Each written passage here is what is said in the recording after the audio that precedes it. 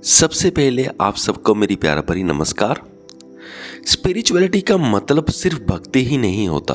Spirituality का मतलब एक गहरी समझ भी होता है, और वो गहरी समझ भी सिर्फ हमारे अंदर की नहीं होती, बाहर की दुनिया की भी होती है। आजकल के ज़माने में मैं देख रहा हूँ कि लोग बहुत ज़्यादा महंगे फ़ोन खरीद रहे हैं, और वो भी कर्ज पर खरीद रहे हैं, और बाद में उनसे EMIs भी चुकाई नहीं जा रही। तो यहाँ पर आ जाती है प्रॉब्लम। तो सबसे पहली बात, जैसे कि सपोज़ करो एक बंदे ने 1.5 लाख का फ़ोन ले लिया, तो पहला सवाल ये है कि क्या उसे 1.5 लाख का फ़ोन चाहिए था। वो बंदा कहेगा कि इस फ़ोन का जो ऑपरेटिंग सिस्टम है वो बहुत ही ज़्यादा बेहतर है। तो इतने बेहतर ऑपरेटिंग सिस्टम का उसने करना क्या है, पहले तो ये सवाल पूछ लेना चाहिए। नॉर्मली मैंने बहुत सारे बंदे देखे हैं जिनके पास 1.5 लाख का फ़ोन होता है, 70,000 का 60,000 का फ़ोन होता है, बड़े बड़े महंगे होते हैं। पर वो करते क्या हैं, जब मैं पूछता हूँ ना कि आप अपने फ़ोन पर करते क्या हो, तो उनका आंसर होता है हम व्हाट्सएप चलाते हैं, फेसबुक चलाते हैं, इंस्टाग्राम चलाते हैं, ब्राउजिंग कर लेते हैं बस, या हॉटस्टार चला लिया, अमेज़न प्राइम चला लिया, नेटफ्लिक्स चला लिया। तो सिर्फ यही काम करना होता है। तो फिर भाई साहब आपने इतना महंगा फ़ोन लिया ही क्यों?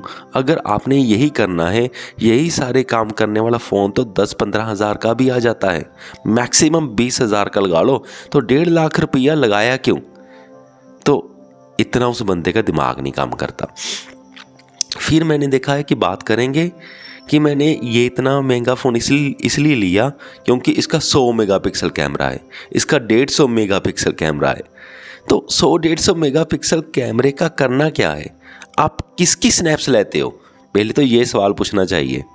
तो अगर हम बोल रहे हैं कि हाँ हम नॉर्मल काम करते हैं, या तो वहाँ पर किसी लेटर की स्नैप ले ली, या नॉर्मल एक दूसरे की स्नैप ले ली। अरे भाई साहब ये सारी चीज़ें तो 15-20 हज़ार वाले फ़ोन से भी हो जाती हैं। तो एक बार मैंने, वो थोड़ा फ़नी बात बताता हूँ, मैंने पूछा कि हाँ भाई तुम्हारा इतना मेगापिक्सल कैमरा है तो इसका फ़ायदा क्या है? वो कहता कि अगर मैं किसी भी स्नैप का बड़ा पोस्टर निकालना चाहूँ तो उसके पिक्सल नहीं फटेंगे, वो बिल्कुल सही आएगा। तो मैंने उससे नेक्स्ट सवाल पूछा कि तुमने आज तक ऐसे पिक्चर लगाए इसी कैमरा से आज तक कितने बड़े पोस्टर्स छपवाए हैं? तो उसका आंसर था नहीं। तो मैंने कहा तो फिर इतना बड़ा कैमरा लेने का फ़ायदा ही क्या? तुम कह रहे हो कि इससे बड़े पोस्टर निकाले जा सकते हैं जिसके पिक्सल नहीं फटते, और तुमने अभी तक निकाला एक भी नहीं है, ना ही तो निकलवाएगा, क्योंकि इतना बड़ा पोस्टर निकलवाएगा तो वो उसके तो एक्सपेंस मतलब काफ़ी महंगा पड़ेगा, और ये तूने करना कभी है नहीं। जो भी पिक्चर तुम खींच रहे हो देखनी तुझे मोबाइल पर ही होती है, ज़्यादा से ज़्यादा तुम अपने LED TV पर देख लोगे। तो फिर इतना ज़्यादा पैसा क्यों वेस्ट कर रहे हो? तो अगर कोई बंदा अमीर है, सपोज़ करो जिसके पास बहुत सारा पैसा है, तो वो 1.5 लाख का फ़ोन ले ले, यूं ही ले ले, तो भी समझ में आता है। वो कहता है इतना सारा पैसा था तो मैंने स्टेटस सिंबल के लिए ले लिया ताकि मैं लोगों के सामने बोस्टिंग कर सकूं, थोड़ी शेखी मार सकूं कि हाँ मैं भी अमीर हूँ।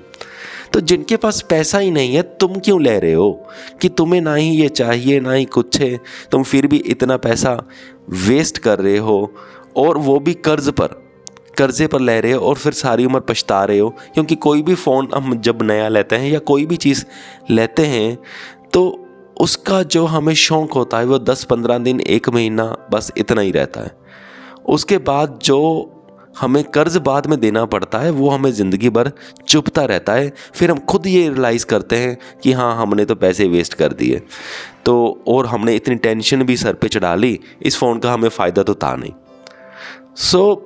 अगर आपके पास पैसा कम है ना, तो इतने पंगे ना लीजिए, फ़ोन मत खरीदिए। एक्सपेंसिव फ़ोन कम फ़ोन में भी अच्छा हो जाता है, और अगर आपके पास बहुत ज़्यादा पैसा है फिर आपकी मर्ज़ी, जो आप खरीदना चाहे खरीद सकते हो। मुझे पूरी उम्मीद है कि आप सबको जो मेरा पॉइंट है वो समझ में आ गया होगा। इस वीडियो को यहाँ तक देखने के लिए आपका बहुत बहुत धन्यवाद।